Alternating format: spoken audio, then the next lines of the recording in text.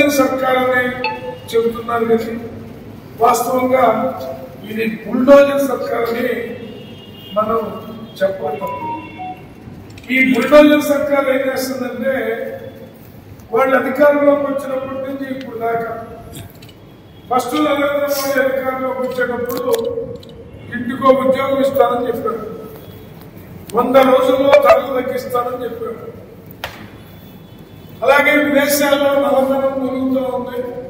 ఆ నల్లధనం మొత్తాన్ని ఇక్కడ తీసుకొని వచ్చి పున్నయ్య అకౌంట్ లో 15 లక్షలు, ఆ శివశంకర్ అకౌంట్ లో 10 లక్షలు, 15 లక్షలు, జగన్నాథ్ అకౌంట్ లో 15 లక్షలు వస్తారని చెప్పాడు. ఆ ముగ్గురు అకౌంట్ లో ఉన్న పండుగ తెలియదు కానీ సీన్ అకౌంట్ లో మాత్రం పడదు. వైఎఫ్ సీన్ అకౌంట్ 15 లక్షలు ఏమైపోయాయి? నోట్ల రద్దు సందర్భంగా చెప్పిన హామీ నరేంద్ర మోడీ ఈ నోట్ల రద్దు వల్ల బ్లాక్ మనీ మొత్తం ఇక్కడ తీసుకొని వస్తాం.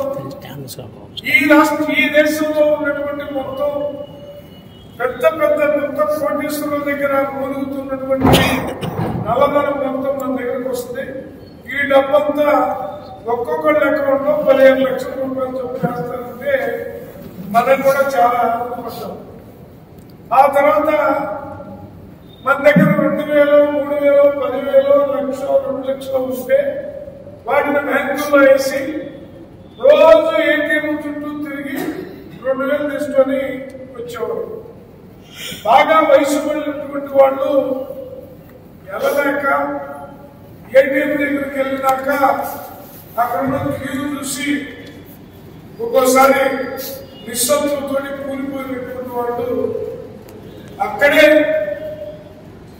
నోట్ల రద్దు వార్త విని చనిపోయినటువంటి వాళ్ళు 233 మంది భారతదేశ వ్యాప్తంగా నోట్ల రద్దు వల్ల చనిపోవడం జరిగింది.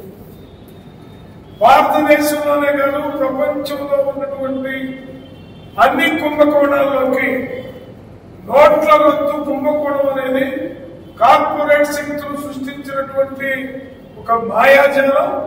ఆ మాయాజాలాన్ని మాంత్రికుడు నరేంద్ర మోడీ తోటి ఇక్కడ ఉన్నటువంటి ఈ ప్రభుత్వం చేయించిందనేటటువంటిది ఎలాంటి ఇబ్బంది లేదు. కరెక్ట్. అందరితో కాకుండా మళ్ళీ జిఎస్టీ పేరుతోటి మళ్ళీ భారత కోసం రకరకాల పేర్లతోటి పన్నుల భారాన్ని మన పైన నరేంద్ర మోడీ సర్కారు నరేంద్ర మోడీ అధికారంలోకి వచ్చేటప్పటికే పెట్రోల్ ధరలు, డీజిల్ ధరలు, గ్యాస్ ధరలు చాలా తక్కువ ఉన్నాయి. పెట్రోల్ ధర 55, డీజిల్ ధర 45, గ్యాస్ ధర 475 రూపాయలు మాత్రమే ఆ రోజు ఉంది. తర్వాత క్రమంలో నరేంద్ర మోడీ పెంచి ఎన్నిసార్లు పెంచాడో పెంచిన నరేంద్ర మోడీకి తెలియదు.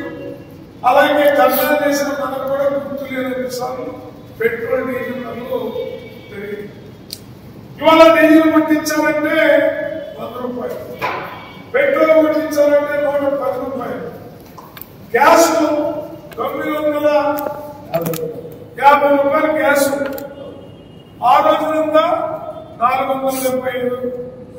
ఏమని అన్యాయమని అడుగుతా ఉంటే ఆ మాట చెప్పకుండా ప్రపంచ దేశాల్లో యుద్ధాల కోసం మన మీద చైనా వాడు దాడి చేసేట్టున్నాడు, అట్లాగే పాకిస్తాన్ దాడి చేసేట్టున్నాడు అని పేట్రియాటిజాన్ని రెచ్చగొడుతూ భారతదేశంలో ఉన్నటువంటి ప్రజల మనస్తత్వాన్ని పక్కదారి పట్టించేటటువంటి క్రమాన్ని మనం ఎవరు చూస్తా ఉన్నాం.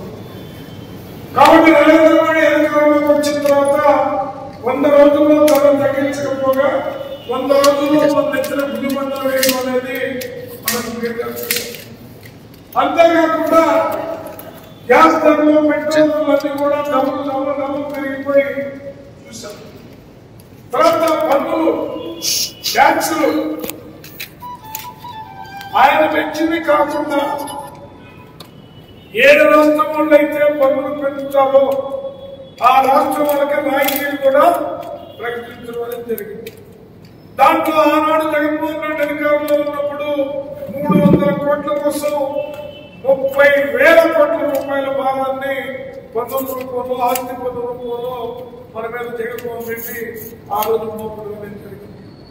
కరెంటు ఛార్జీలు కూడా అదే రేషియోలో ఉన్నటువంటి విపరీతంగా జగన్మోహన్ రెడ్డి టైంలోనే పెంపుదల కార్యక్రమం ప్రారంభమైంది.